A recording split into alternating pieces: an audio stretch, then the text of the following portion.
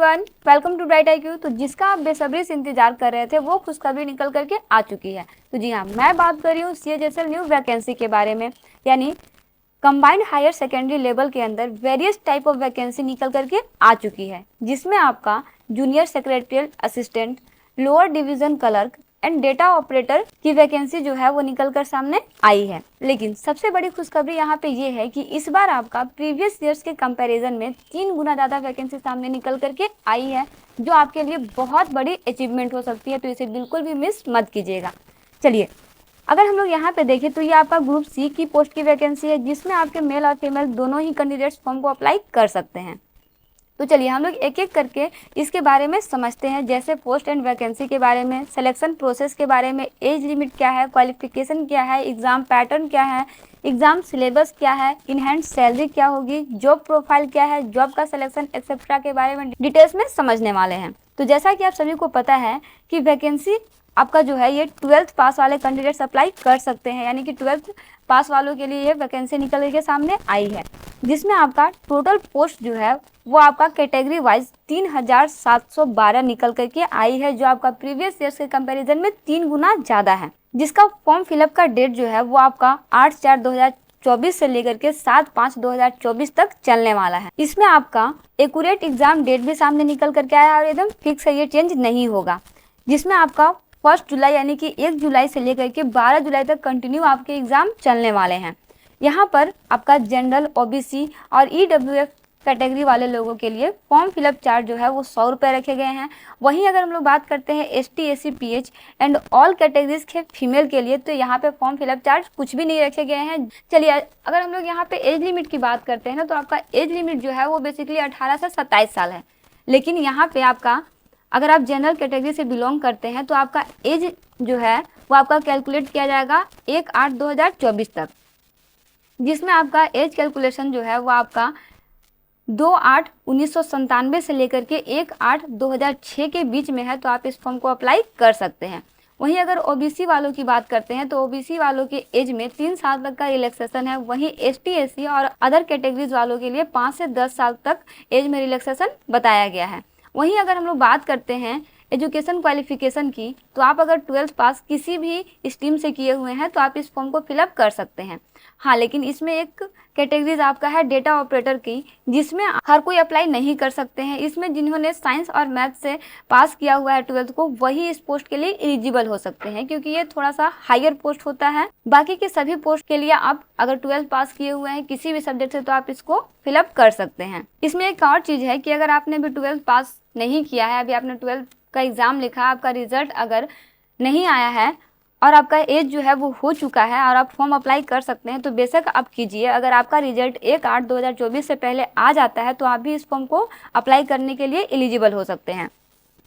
तो चलिए, अब हम लोग बात करते हैं जॉब के लिए कि आपका इस जॉब के लिए किन किन स्टेज से होकर गुजरना पड़ता है, यानी क्या क्या एग्ज़ाम आपको इसमें क्वालिफाई करना पड़ता है, जिसके बाद आपको जॉब मिलेगी। तो बेसिकली इसमें आपका 2 मेजर स्टेजेस होता है, Tier 1 और Tier 2, जिसे मेंस का एग्जाम बोला जाता है। अगर हम लोग बात करते हैं Tier 1 की, तो Tier 1 का एग्जाम जो है वो आपका भी जुलाई में सबसे पहले होगा, जो आपका सिर्फ क्वालिफाइंग नेचर होता है, आपको क्वालिफाई करना होता है।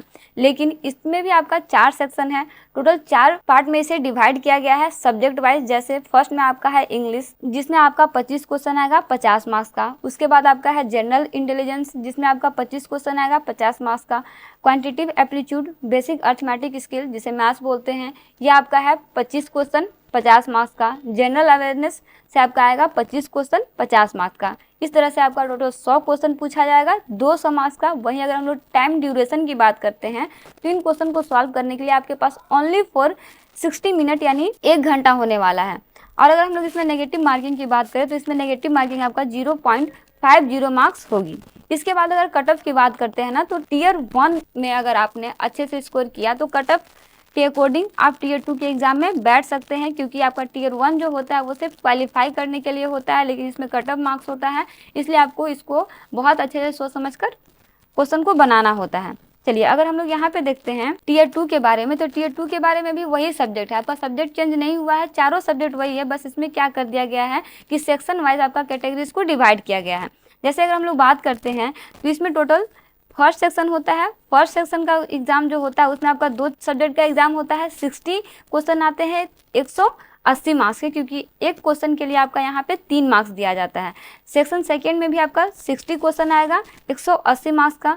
सेक्शन थर्ड की बात करते हैं तो इसमें आपका 15 क्वेश्चन आते हैं कंप्यूटर नॉलेज मॉड्यूल से, जो आपका सिर्फ क्वालिफाइंग नेचर होता है, जिसमें भी आपका 45 मार्क्स आते हैं। वही आपका सेक्शन सेकंड में एक और कैटेगरी सामने निकल करके आता है डेटा एंट्री का। डेटा एंट्री की क्या बात है, तो डेटा एंट्री में अगर बोला जाए तो इंग्लिश के लिए आपको वर्ड पर मिनट टाइप करने हैं, वहीं अगर हिंदी की बात करते हैं तो हिंदी के लिए 30 वर्ड पर मिनट टाइप करने हैं, और ये आपका नेसेसरी है। अगर आप इसे कीजिएगा तभी आप इस एग्जाम के लिए क्वालिफाई हो पाइएगा, अदरवाइज नहीं। अगर हम लोग बात करते हैं सिलेबस की, तो सिलेबस का लिंक जो है वो डिस्क्रिप्शन बॉक्स में दिया हुआ है, वहाँ से जाके आप संपूर्ण सिलेबस को अच्छे से स्टडी कर सकते हैं। चैप्टर वाइज सारा सिलेबस वहाँ पे दिया हुआ है, आप उसे डाउनलोड कर लीजिए और डाउनलोड करके उसे अच्छे से स्टडी कर लीजिए, ताकि आपका जो भी सिलेबस दिया हुआ है सिलेबस वाइज आप सारे टॉपिक को स्टडी करते चलिए एक लाइन से। आपके पास अभी भी समय 2 से 3 मंथ है, आप आराम से तैयारी कर सकते हैं। वहीं अगर हम लोग बात करते हैं सैलरी की, तो आपका इन हैंड सैलरी जो है वो इसमें पोस्ट वाइज 40,000 से लेकर के 1000 तक होने वाली है। तो ये था आपका CHSL वैकेंसी से रिलेटेड सारे